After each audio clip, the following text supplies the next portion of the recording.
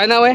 ऋतुराज सोमनाथ नाईक, राहणार टाकळी बांध, तालुका श्रीरामपूर, जिल्हा अहमदनगर. नगरवरून आलाय. ही सर्व मंडळी आपण पाहतोय नगरवरून आलेली आहे आणि या ठिकाणी दादाचं स्वागत करण्यासाठी आलं. शिवजयंती आहे. शिवजयंतीच्या निमित्तानं शिवजयंती मोठ्या उत्साहामध्ये नगर जिल्ह्यामध्ये सुद्धा साजरी होते आणि नगरची शिवजयंती साजरी करून सकाळी आपण शिवाजी महाराजांची पूजा करून घराच्या बाहेर पडतो. 51 गाड्या घेऊन बरं 51 गाड्या घेऊन ही मंडळी आलेली आहे. दादा तुमचं नाव सांगायचं आहे? अमोल शिवाजी मस्के, टाकळी बांध, तालुका श्रीरामपूर, जिल्हा अहमदनगरवरून ही आलेली मंडळी आहे.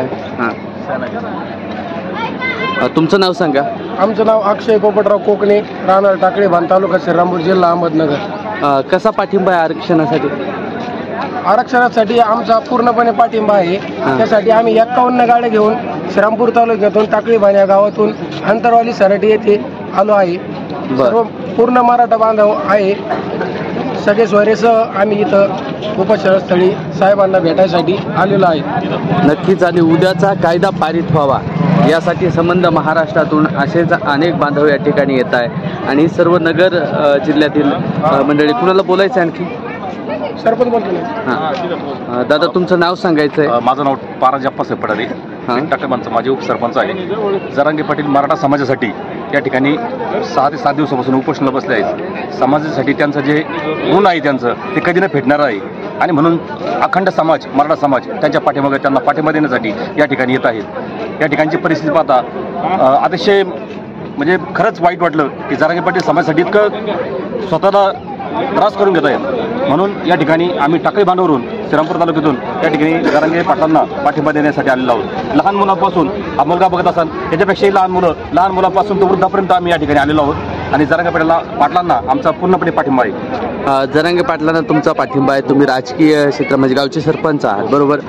तर आजचं राजकारणाकडे कसं पाहता आणि या मराठा आरक्षणाचं आणि राजकारणाचं त्या संदर्भात काय बोलाल तुम्ही? तसं पाहता जरांगे पाटलांनी या ठिकाणी समाजाला आज खऱ्या अर्थाने आदेश देण्याची गरज आहे. कारण संपूर्ण समाज आपण पाहत आलेला आहोत.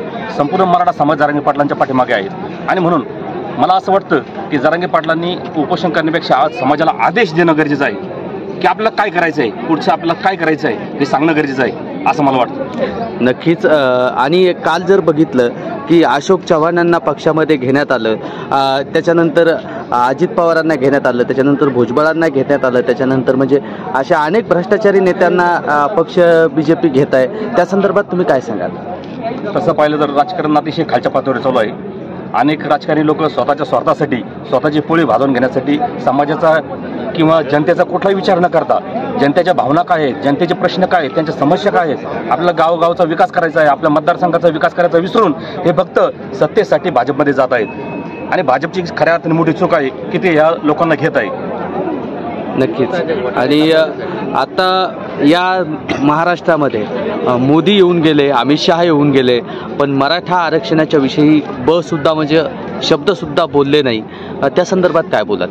खऱ्या अर्थाने या लोकांना मराठा समाजाची काय शक्ती आहे हे अजून कळलेली नाही आणि म्हणून संपूर्ण मराठा समाजाला मी या ठिकाणी सांगू इच्छितो की आपली शक्ती या ठिकाणी जरांगे पाटलाच्या माध्यमातून दाखवून देण्याची वेळ आलेली आहे आणि म्हणून येणाऱ्या निवडणुकीमध्ये आपण जरांगे पाटील आपल्याला काय आदेश देतात याकडे आपलं लक्ष आहे.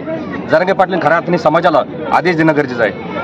आता तुमच्या नगर जिल्ह्यामध्ये अशी म्हणजे एल्गार सभा झाली, त्या सभेकडे तुम्ही कसं बघितलं? म्हणजे त्या ठिकाणी अनेक लोक म्हणजे प्रॉपर नगरची होती का बाहेरून काही आलेली होती? नाही, खऱ्या अर्थाने कुठल्याही समाजाने विरोध करणं हे चुकीचं आहे.